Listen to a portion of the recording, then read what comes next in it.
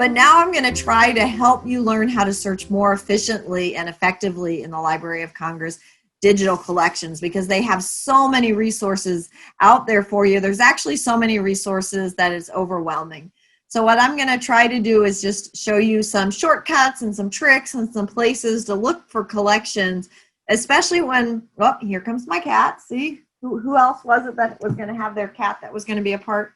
She does not get professional growth points. So especially like if it's an area you don't know a lot about, or you don't have time, or you have, like me, I have a lot of inspiration the night before. And I found when I'm like working in my office that, you know, these people who aren't teachers, they don't understand always that, like, oh my gosh, at 10 o'clock, I had the most brilliant idea for my session. They always think that like I should have it done 2 weeks in advance or something. So that's just not how teachers' brains work, I don't think. I think I'm not alone in that. So, okay, let's pop back over to the PowerPoint and we can have fun again with getting it loaded up. And again, you have a folder that's called Session 2.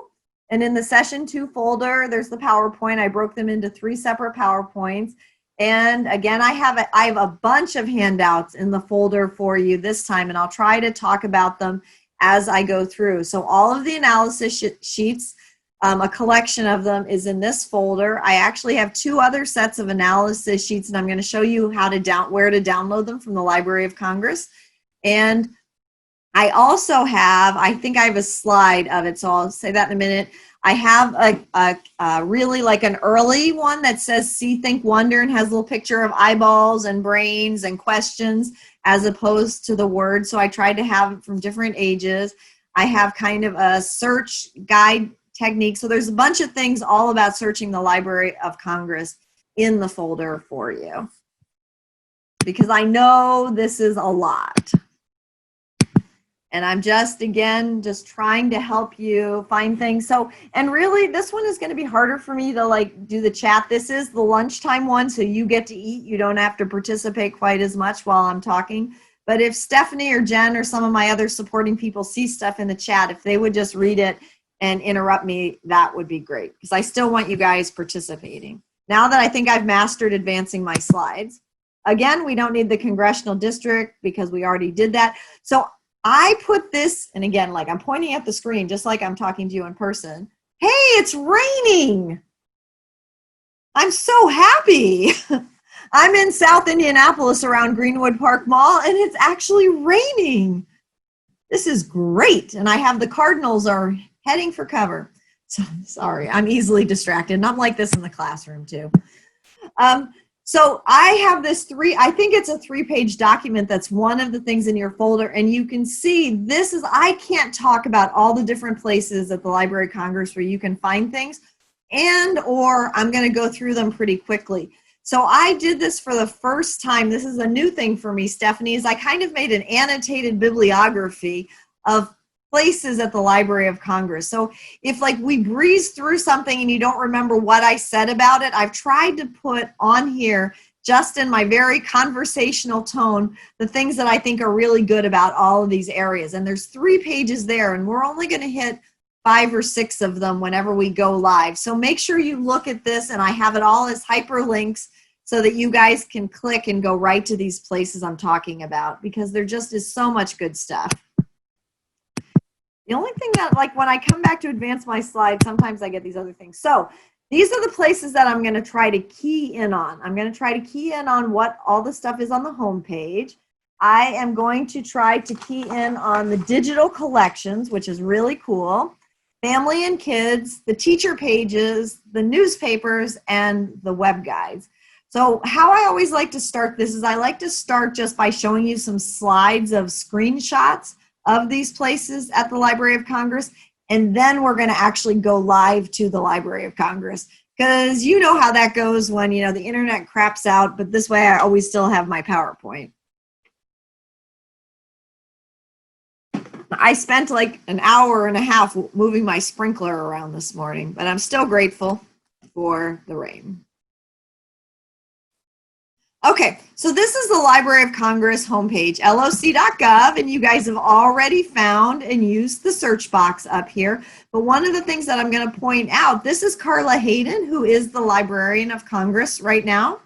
And they're doing a lot of stuff with engagement, with distant learning. They've kind of been forced to that since, nobody can visit the library right now. Even the staff is working remotely. But if you always click on these scroll bar arrows like we have on a lot of websites, you'll see some of the newest and latest things happening at the Library of Congress, like new collections, new sources.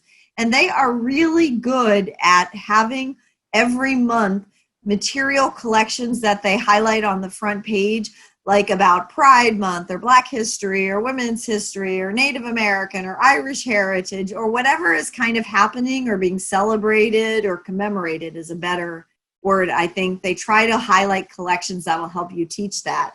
Up here, this hamburger menu actually has different selections than the ones that are down here. I'm not really sure because, of course, we use this mostly on our phones and tablets and stuff. Some of the things we're going to look at digital collections, and we're going to look at the teachers and the blogs. There are Library of Congress blogs on every topic, like science and technology, like law, prints and photographs, teaching. And I subscribe to those blogs and get them in a daily digest. Most of them only come out 2 or 3 times a month, but they almost always highlight a particular topic or image or event, and it highlights 1 or 2 primary sources. And because it's all written up, it's like packaged right for you to take into your classroom and sound like you're so smart and know everything, even though we only know a little bit of everything. So that's the homepage, and it goes on and on down here, and it has some really good stuff that I want to show you there. Okay, this is if you click on that digital collections page, and this is super neat because they have just recently added, by the way, they're always changing how their homepage looks. So don't freak out if, like, when you go 2 months, you can't find exactly what you wanted in the same place. It's there. You just have to, like, be persistent. So on this digital collections page, again, it's this scroll bar, and they have these pictures of kind of probably like maybe the top 25 collections. So this first one is historic surveys. They're engineering surveys, and I bet we can find lighthouses in here. Like it would be the schemas and everything, along with pictures that they've taken of lighthouses. I have an arrow pointing to the Chronicling America because this is one of the places you can access the historic newspaper collections that we were talking about. These are all photographs from the Depression, Civil War maps, city maps. I might have those backwards. Sorry, that's small print for me. And if you go down on the screen, it then gives you kind of lengthy descriptions of stuff. I use this a lot when I'm not sure like what exactly I'm looking for, especially if I'm looking for something non-US, because they have a lot of collections that are out there. Like when I just put the search term in, nothing comes up, but I know that they must have stuff on it. So sometimes, and as a matter of fact, the office hours that are next Tuesday, and we'll talk about office hours in a minute, are about the Ibn Said collection, which is a Middle Eastern collection. So again, not just stuff about the US. Now over here is the same library digital collections, but it's an app. It is actually an app on your phone. And I just downloaded it. I mean, this is brand spanking new. And when you hit the search digital collections, you'll get the same screen as you have over here that you can scroll through. And let me tell you, I was doing this the other day when I was probably sitting in a drive-through lane waiting for my curbside pickup or waiting to pick up a pharmacy. And I went through it and I was browsing the collections, and then they have this thing where you can star something that you're looking at. And then when you hit view your favorites, everything you're starred is stored. So in one way, that's even better than over here. And I don't think they talk to each other. But what was really cool is a lot of times when you're in the rabbit hole that I call the Library of Congress, you get sidetracked and you find something really cool, but you're teaching about, Native Americans tomorrow. And so you don't need these pictures from the 4th of July or Labor Day. And you think to yourself, oh, I'll be able to find that next month when I'm teaching that. And then next month, when you go to teach that, you spend 2 hours searching for that thing that you knew you'd be able to find. Well, if you just click it in your favorites, you can go back to your favorites just like you do on Facebook Marketplace and review all the things you're keeping your eye on. So I loved that. And I'm not being overly dramatic. I really did.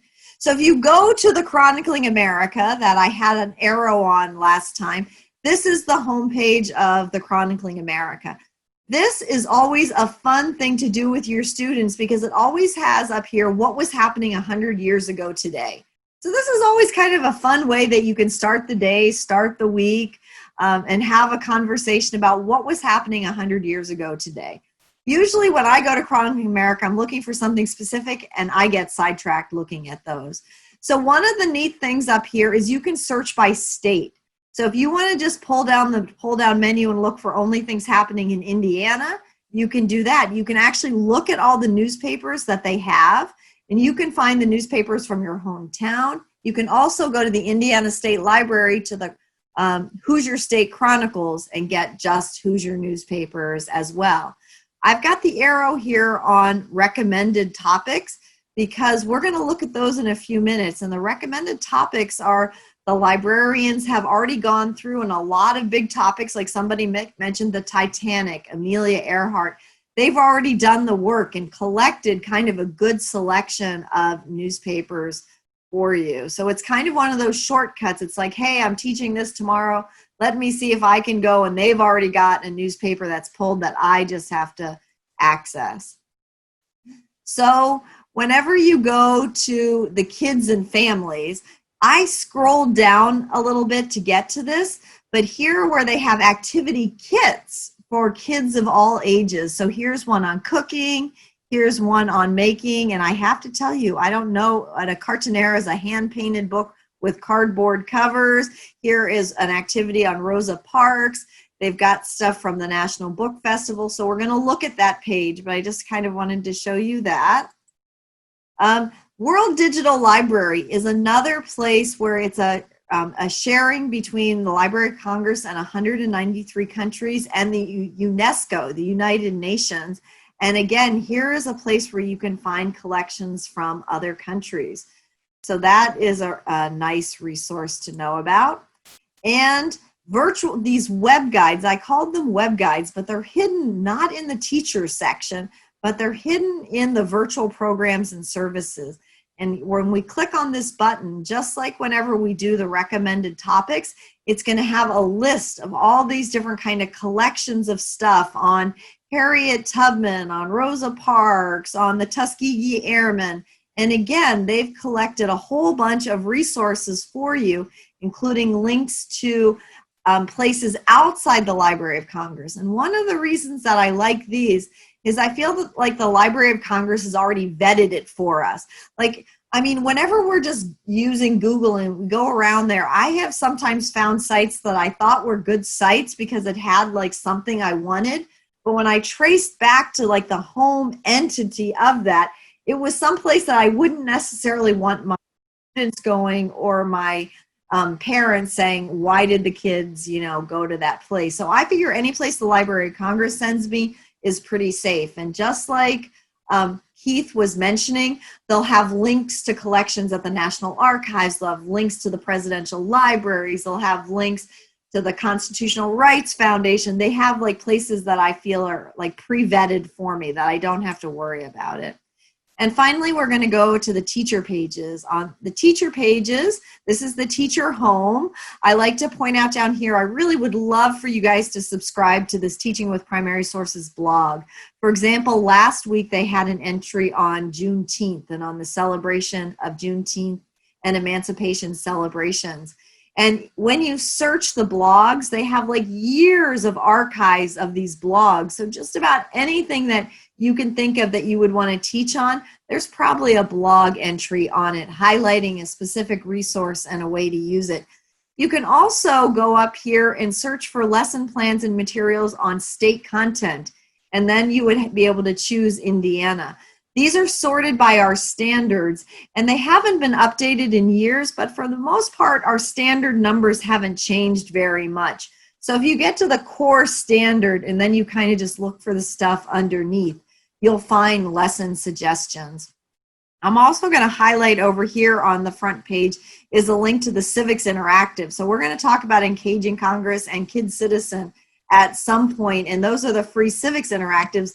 And ours is actually an app that you can play either on a mobile device or on a computer. Kid Citizen, which is for K through 5, is not an app. You can only play it on your computers. It does play on Chromebooks, though. Okay, and so then within the teacher page, when I click the classroom materials button over here, one of my choices that's going to come up is primary source sets. I went ahead and picked a primary source set, and the one I just picked as a demonstration was Thanksgiving, because I know most elementary classes are going to do something about Thanksgiving. And here is, again, the library. Instead of you going into the search bar and typing Thanksgiving and having 32,000 entries come up, they have gone and picked, I don't know, 15 or 20 different things that you can use primary sources to teach about Thanksgiving. So they have a proclamation from George Washington. They have a picture of a Thanksgiving in the Civil War celebration during the Civil War of Thanksgiving. They have a front page from a magazine. They have a lesson here. They have a poem. They have a letter. So they have, and as it's appropriate, they'll have audio, video, recordings, different things, different types of primary sources. And here's one of the places you can link to those analysis sheet sections that I have them in your folder, but you can always get them at the Library of Congress too. And Thanksgiving is one of the topics that has an iBook. They have these student discovery sets. So if your kids have access to iPads, these same primary source sets are available as a free iBook, and then the kids can interact with them right on their iPad. My only thought is that the Library of Congress must have gotten a grant from somebody that is connected with Apple to develop these iBooks, because they only work on Apple devices, but that's because they got a grant. And also they have a teacher's guide up here. So you can print the teacher's guide and you can have background on all the different information that's here. And they give you the links. When you click on this button, it'll take you to the place at the Library of Congress where this lives, and you can download the pictures yourself. So here's like a ready-made bulletin board for you. You can print out all these primary sources and put them on your bulletin board. And here are the PDFs in case you don't want to go to the site and print them out. Okay, let's see here. So here are one of the primary source analysis sheets like we used last session that you would get from that link. So here is like the blog. So whenever you open up that, click on where I showed you on the teacher page, there's the subscribe button right here, and here's a sample of all of, they have just all these categories like holidays, government and law, Hispanic heritage, exploration, culture and folk life, or you can just search by whatever it is you're looking. So the blogs are just, I feel like, an underutilized, fantastic resource. And Dana Bell is actually the librarian at the Library of Congress who is the kind of the teaching with primary sources librarian. So you can also email her or email any of the librarians using the Ask a Librarian button. Very cool. So, okay, so now here's our big thing. I'm going to do a new share, and I'm going to go back here, and I'm going to go to the Library of Congress, theoretically. So, gosh, I wish there was a way to make it, I'm going to do loc.gov. Here we go. Stephanie, is there anything in the chat box that we need to stop and talk about while I take a bite of my salami and cheese before I start blowing their minds by zipping around the website? No, nothing, but I want to say that Dana Bell really is a real person, and she really will email you back. And she goes to the National Council for the Social Studies Conference, and there's people behind this that are so into this and would love to help a teacher. Whatever unit you're planning or topic, it's an election year. Like and just looking at suffragettes, and it's the 100th year of women gaining the vote. So there's so much ripe this fall for you to create a unit around and using the Library of Congress materials. And it is also the 55th anniversary of the Civil Rights Act of 1965. And with a lot of our social unrest that we've been having, it's a great time to stop and look at the Civil Rights Act. And if you looked at this as it was scrolling across, you saw one of the things that the library is doing is they have kind of commissioned concerts. Kind of all these people are giving free concerts as a part of kind of the COVID thing. This is, again, this front page here is that when you click on this link, it'll take you right to the exhibit on the women's suffrage amendment. And then when you're at the exhibit, you can actually click on the primary sources. This is such a good inquiry unit to do with your kids, because you can kind of start with, women got the vote. Why didn't they get the vote until then? Are there other people not getting the vote? What was their argument? Why didn't they get the vote? And you can kind of really bring this right to the present. And you could even have organize your own suffrage parade and have a suffrage parade in your school, but bring it to present issues. I'm totally into that. I wrote like a scripted trial of Susan B. Anthony voting, and I had my suffragette sashes, and we made our placards. And you can see, I'm a teacher. I only know how to do things on the cheap, right? I used paint stirrers from Lowe's or Menards, and then I bought the poster board at the dollar store, and that's how we made our signs. Now, if they were having the state fair, or if you've gone to the state fair, a lot of times different people give out yardsticks. Yardsticks would be really good for your posters. So you got to just scrounge all this stuff and just keep it stored in your room, or as my husband, mine is all in boxes in the garage. He's like, why do we have all this stuff?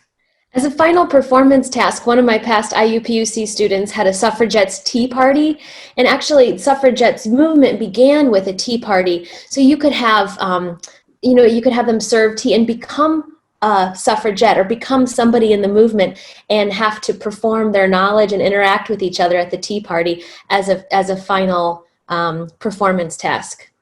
And look here, here's a great way, again, that whole idea, make it relevant and fun for your kids. You could show just a little snippet from Mary Poppins, because the mom in Mary Poppins is that. And she comes in and she's got her sign. You can also show at the Susan B. Anthony house in Rochester, New York, out across from her house, there's a park, and there's a full life-size sculpture statue, I'm not sure exactly what the right term is, of she and Frederick Douglass having tea together. So lots of fun things that you could do to be very active. So here's the search bar. So I'm going to go down and we're going to click on the teachers things eventually, but we're going to come back to this. I have this as one of the resources for what we're going to do for our last activity. Here's the thing about the app. So look here, it's also a blog about protests that changed America. So again, you could go from the suffragettes, you could go to the 1960s, and you could pull it right to the Black Lives Matter or the I Can't Breathe, whatever. I'm not sure what exactly how we're encompassing the protests of this summer. Here's the thing on Juneteenth. Let's see, just going down. So exhibits. Exhibits are one of the things that I have on your bibliography, for lack of a better word, because the exhibits, everything that they exhibit in person at the library, they also make into an online exhibit. So here they have the women's rights. Here's Rosa Parks. Here's comic art, comics. Your kids like to read comics. They like graphic novels. So use comic art as your way in. Here are maps. Now, that is the 4 current exhibits, along with the ones that are always there, like Thomas Jefferson's library. But as a teacher, if you view all exhibits, look at this. Anytime you see an alpha list, you know they just have hundreds and hundreds of exhibits. And one of the things about doing that See, Think, Wonder activity with your kids, and you're asking them to think about this and to talk about it and ask what their questions are, well, you have to know the answers for their questions, right? If you're encouraging them to ask questions, and you're gonna want to be able to answer them. So if you pick images that are in an exhibit, like here's the Franklin stove, if this is your beginning thing, over here, they've got information about the Franklin stove. Maybe not enough for a real in-depth answer, but enough to get you started. Here's his design for the bifocals. I love to talk about, some of his experiments about electricity and on electricity. So you've got some sketches, you've got some books, you've got some maps, you've got some oh, look here, Franklin battles the common cold. So one of the things I like for searching in the exhibits is that this curation has happened for you. So you don't have to do all the research on your own. And if you have a particular thing they're looking for, I'm just going to pick Titanic. Always in any section of the Library of Congress, on the left-hand column, they have a search box that will search that particular section. So we had Titanic in an earlier comment, and here are the exhibit on American Treasures at the Library of Congress has something on the Titanic in it. Okay, I'm going to go back to the home page because I can't spend too much time on any one thing. And I'm going to keep scrolling down. And the last thing I want to show you on the home page is this collection of free to use and reuse. And again, this kind of fits with what Stephanie was saying about the things that are coming up. They usually try to have something timely. So like around election time in November, they'll probably have a whole collection of campaign buttons, campaign posters, campaign ads, stuff like that.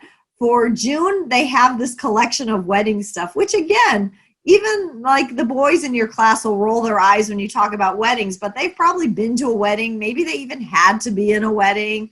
I know that my little grandson, when my daughter got married last year, they're her bonus children, he did not want to wear long pants because they got married in August. So we ended up that we compromised. He wore shorts, but he had to wear suspenders with an Oxford shirt.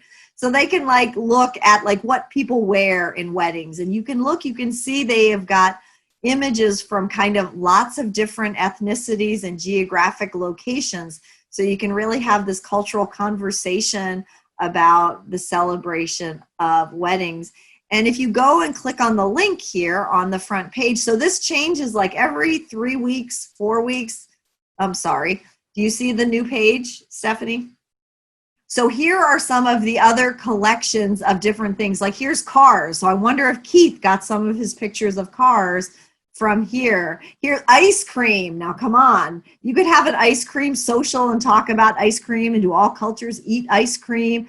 Different kinds, like gelato. Is gelato ice cream?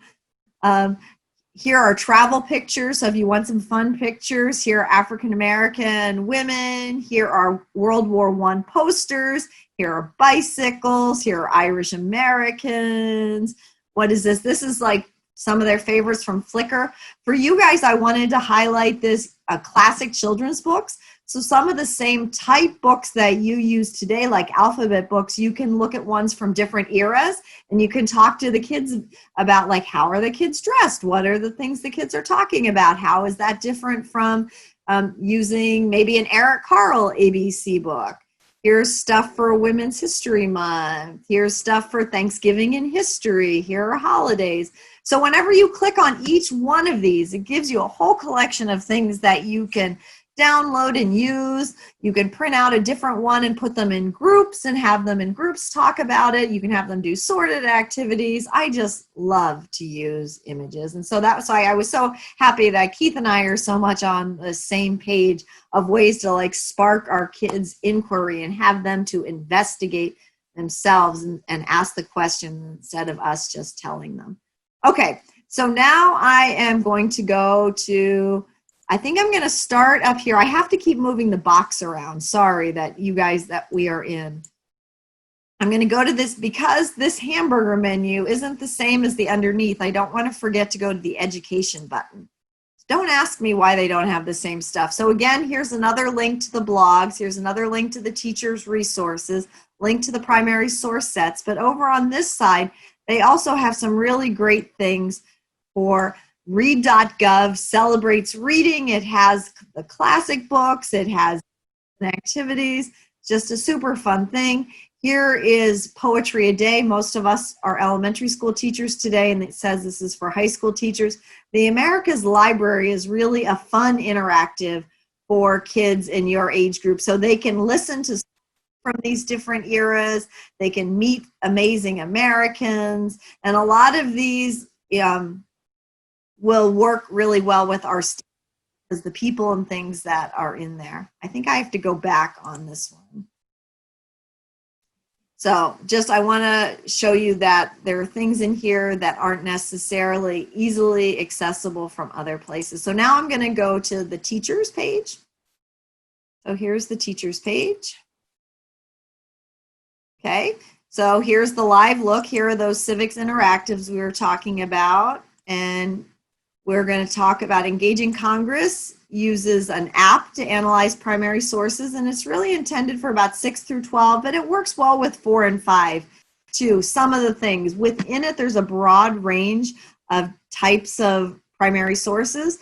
And so some of the documents are too hard for your kids, but some are not. There is Richard Nixon's resignation letter. So if you're talking about the presidency, and that's going to be like a topic with election, and we had, how do we pick our president? Have any of our presidents died in office? What happens then? Have any presidents quit or resign? Richard Nixon's resignation letter is literally one typed sentence. I hereby resign the office of the presidency effective this date and time. That's it. One sentence, and it's typed, so they don't even have to do handwriting. And they get to drag and drop and zoom in on it. And we've got the suffrage women voting that you can show. So you just have to pick and choose what's appropriate for your kids. Whereas Kid Citizen is a fantastic K through 5, where the girl, I think her name might be Ella, I'm not positive, and she goes through different topics like baseball, I think it's, what is the one that I did with your class last time? It was like pictures of the flag, I think. So fantastic resource. But I'm going back to the teacher's home now by clicking on this. And so here are these online office hours. So every day during the summer from 2 to 3, they have this online office hour where somebody, a librarian education specialist at the library, like shares a PowerPoint about a collection, which I have to admit is where I found out about some of the cool lighthouse pictures and prompted me to do our lighthouse activity. But they give you the links to all the resources they're talking about. Sometimes, last time I was listening to somebody in the folklore department, and they have all sorts of cool music and oral histories and stuff in the folklore center. It's the Ibn Said collection this week. The one on June 14th, I believe, was children's books. So it was somebody from the Young Learners Center doing the children's books. They also, once a week, have these webinars at 2 o'clock. And the webinars are usually somebody from outside the Library of Congress who is coming in and doing something. So look, here is, as I speak, they've moved from yesterday when they had the Juneteenth as their blog post to the talking about the education event of the Ibn Said and Engaging Young Learners, and Kid Citizen is going to be doing it. So look here and read this, and it'll have information about that. So, okay, so over here, so I don't know, Stephanie, is this like a good break for a time for me to like stop talking and you could tell them about how their schools or school corporations through the TPS partners could apply for a grant? Sure. The Library of Congress has money, and they have money to give away for you. There are, I don't have the webpage up, but you can, I think, Liz, actually, you can click it right in front of you, learn about the TPS partners.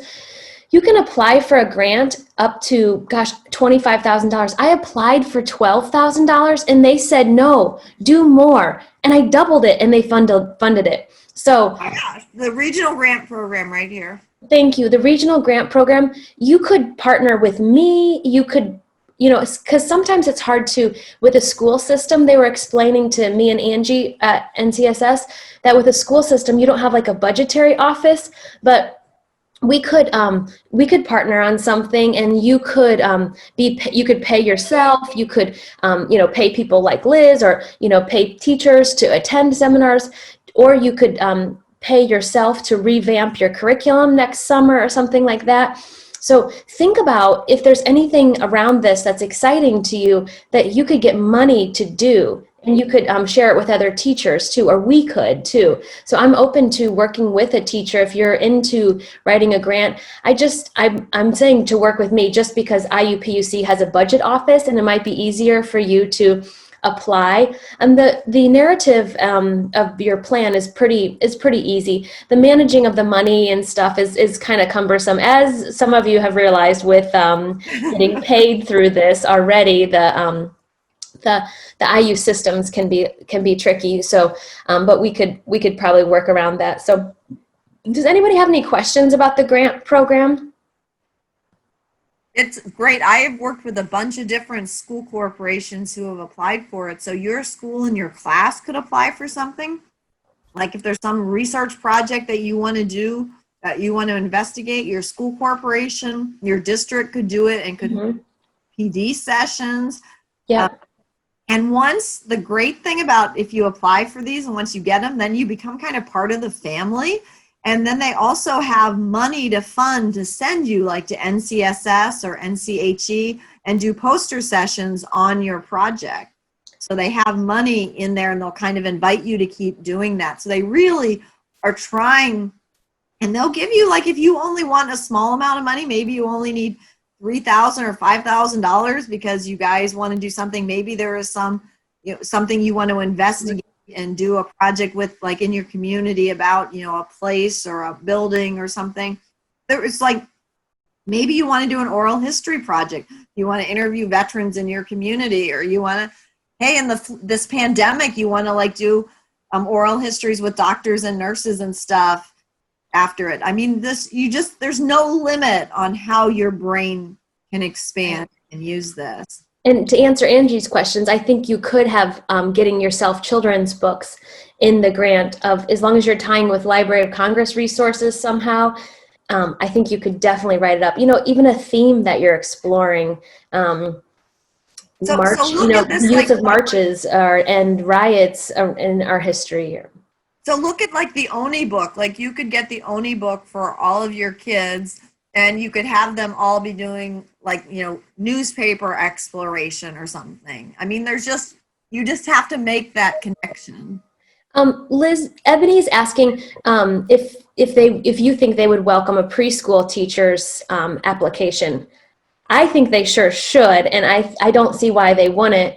And I would say that you actually have a really good shot, because exactly. Recent reorganization of the administration of the Library of Congress, the teaching with primary sources people, which are the education outreach, the department that they're in is kind of an engagement, and the Young Learner Center is now a part of the same unit that they are in. So using that Young Learner Center, and if you even go to the Library of Congress and you can like search it now, or in a few minutes, we're going to have a little more time. I think it's called the Young Readers Center. The Young Readers Center. And we have a Young Readers Center here in Indianapolis at the state library. Every state is supposed to have one. And you could do something with the Young Readers Center and get classroom sets of books and stuff, and maybe work with them. And you could like maybe say that, you want to work with them and spend like a week with them in the summertime or whenever. I mean, I think that would be an in to do one for preschool. Awesome. And they probably don't get very many applications. Right. I think that should be your first line in the grant, Ebony, that, that this is a new area that you're exploring, and that Library of Congress should be tending to preschool teachers as well, because the use of images pre-literacy, or in emergent literacy, I should say, is very useful to teach kids about their place in the world. I just wanted to back up to Brittany Busak's question about if you could search for sources to filter down from authors that are people of color.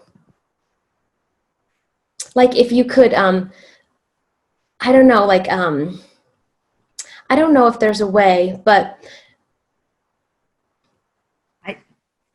From author, or even images of people of color, but I know we can, So I think that what you'd have to do is to try to look in the collections. Like we have a lot of that royal we. There's a lot of collections that would classify with African Americans, and I think like they have and I think the exhibits would be a really good place to start that search and start like looking for African American history, 14th, 15th Amendment, emancipation, things like that. And I think because there's no way to like put in the search box, you know, authors of color, because they don't have it organized like that.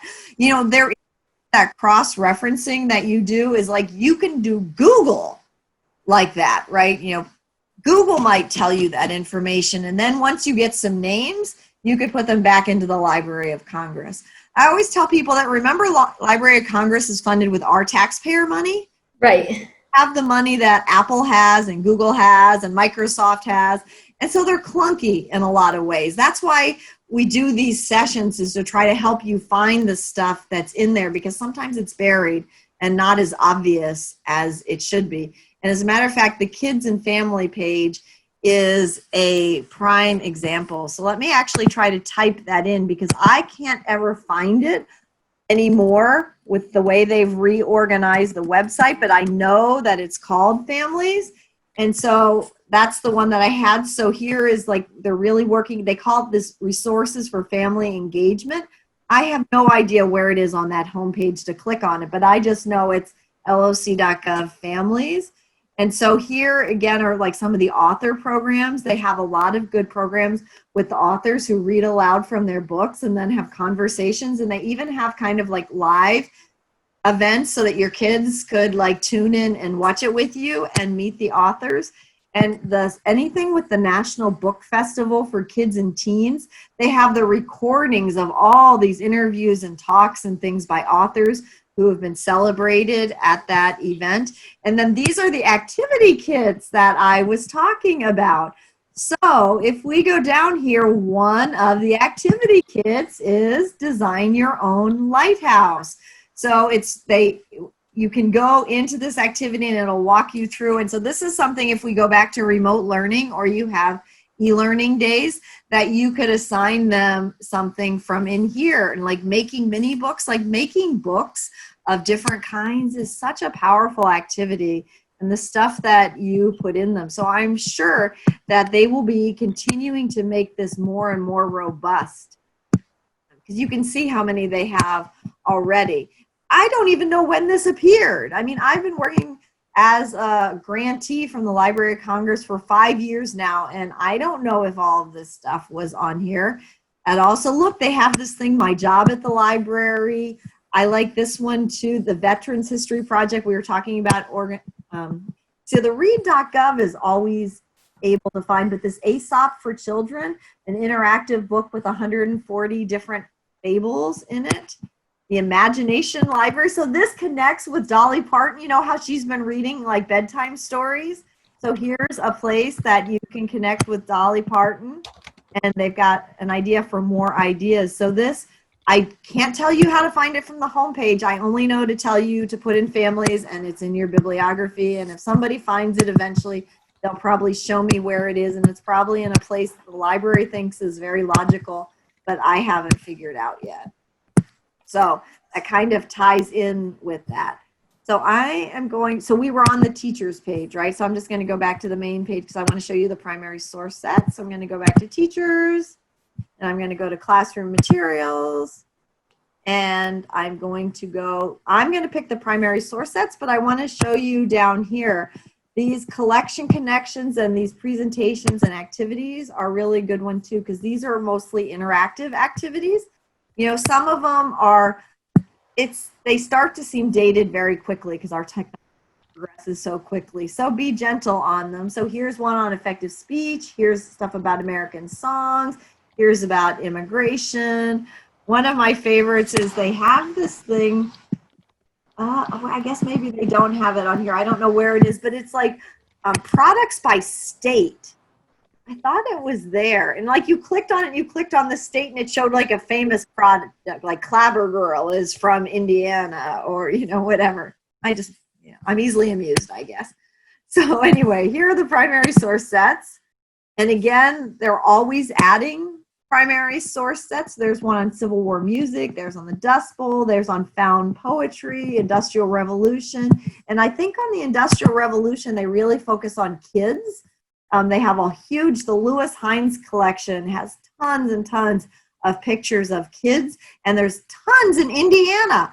When I was working on the Citizen app, which is all Indiana history, like we found lots of pictures of kids working in factories in Evansville and Indianapolis and all over the state. There were a lot, apparently, of glass factories in Indianapolis. There were a lot of cotton spinning factories in Evansville. Like those pictures that we always see of New England girls working at the looms, they had lots of pictures from Evansville kids, because I'm really big on trying to use local stuff.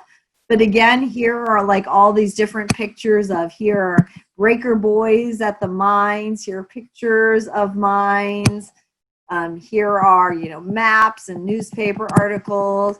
And again, this one is an iBook, so that you can get it for free. Industrial Revolution Teacher's Guide. So the teacher's guides are PDFs. So here are, I was telling you about the teacher's guide. Go back. And here is to all of those analysis tools that I was talking about. So there's one for political cartoons, for music, for newspapers, for pictures, for audio and sound recordings, for photographs and maps. So that's where you can find those analysis tools. So that is some of the different stuff that you can find at the teacher web pages. So Stephanie, what are other things I wanted to show them? Oh, I wanted to do Chronicling America. So we did the digital collections. We did Chronicling America, right? So web guides, I think, is the last thing. I actually have a list, paper and pencil here, of all the different things. We did free to reuse. We did the education. Oh, newspapers. I did newspapers. So I think the only thing left that before I turn you loose and make you guys find something is, sorry, go back. My touchpad is really sensitive. I should be using my mouse. I'm going to go in the researchers button here. This is one of those wacky ones, and these web guides are really cool, so that's why I want to show them to you. And that's why, web guides are right here. And so it comes up, I know you can tell as they're modernizing their pages, like the really old looking ones versus like that kids and family engagement one was really neat. So here on the web guides, when you pick, so here are, and again, I think these are just kind of random in terms of things people have asked the librarians of Congress. One of the neat ones, like here is Sojourner Truth. Let's do Sojourner Truth. And so here are some of their images of Sojourner Truth. And there's actually been a new picture that was found relatively recently of her. I think it was this one that was just found very recently. But so they give you an introduction about who Sojourner Truth was, and now there's been a whole big thing recently. If you don't know, she's an African-American woman who was an abolitionist, and she gave this very famous speech, and she gave it in Ohio, so very close to us. But there's been very recent discussion about the way that it transcribed was not true to how she actually gave it, that she wasn't a slave, she was actually Dutch. Or if she was a slave, she was held in New York by a Dutch family. So she didn't speak in Southern dialect. And as the speech was reprinted, they put it in kind of slave dialect from the South. It's kind of a great scandal of how history can be changed. Sorry, digressing yet again. But here they're giving external websites. So as Keith was talking about, here's a place from the University of South Carolina, the National Women's Hall of Fame, on the trail of Sojourner Truth, the Sojourner Truth Institute of Battle Creek, the Sojourner Truth Memorial website. So they're giving you kind of like places that you can go. They're giving you some search terms of how you can find stuff. African American Studies, American History, American Women's History, individuals. Here, look, you can chat right with a librarian. I love chat boxes. I don't know about you guys, but like when I'm on a website and I'm trying to order something or do something and that chat box comes up, it is so much better than calling a 1-800 number. They have a print bibliography. So one of the things they have are selected works by Sojourner Truth, selected biographies and studies of Sojourner Truth. Look at all of these young reader books on Sojourner Truth. So look at this. I mean, so if you are like, that's why I love these web guides. They are just so rich with resources for you all in one place. And here are the digital resources I don't think we looked at. So in the Farm Security Collection, here are pictures. Oh, great. This is rioting at the Sojourner Truth housing project. So if we want to compare our current unrest with some unrest in the past, you could do that. Here are things from photographs of Sojourner Truth. The National American Women's Suffrage Collection has stuff with 12 items on Sojourner Truth. Pioneering in the Upper Midwest has some stuff on Sojourner Truth. African American History Month collection. If you go to the newspapers, and again, here they pulled out some newspapers for you that had articles about Sojourner Truth. If you want to find if there's any legislation about Sojourner Truth, you can go to congress.gov. Did you want to see, did any blogs talk about Sojourner Truth? Here are some blogs. Did any exhibits talk about her? Here are some exhibits that talk about her. Here are some photographs about her, and here are some research guides, and here are some teacher page, and here are some today in history. So I hope that you can see why these are hidden gems, and why are the web guides not in the teacher page, because this is all teacher stuff, right? I mean, this is like a gold mine for teachers of all the stuff collect. Now, there aren't a ton of them, right? But there are a lot. Here's Brown versus Board. Here's civil rights. Here is Benjamin Franklin, Alexander Hamilton. Here is poetry audio recordings, so your kids can listen. The state poet laureates. I mean, here's Amelia Earhart. We were just talking about Amelia Earhart.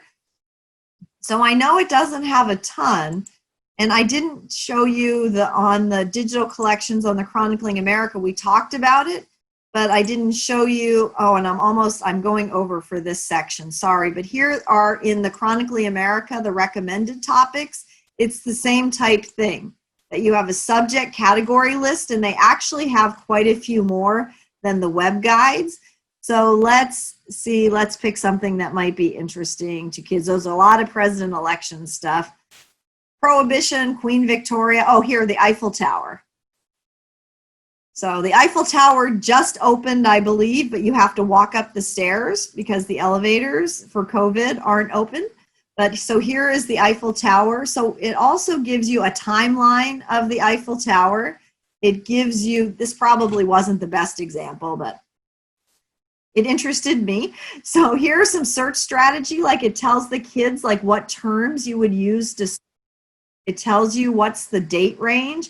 And here it then picked like 10 different articles on the Eiffel Tower, so you don't have to start searching for it and get sidetracked at midnight the night before you decided you were going to teach about Paris or you were going to teach about the World's Fair. The Eiffel Tower is another one of those great examples of primary sources across the curriculum, because it was, pioneered at the World's Fair, and it was only possible because of the, the evolution in steel making to support this structure and the engineering design and everything.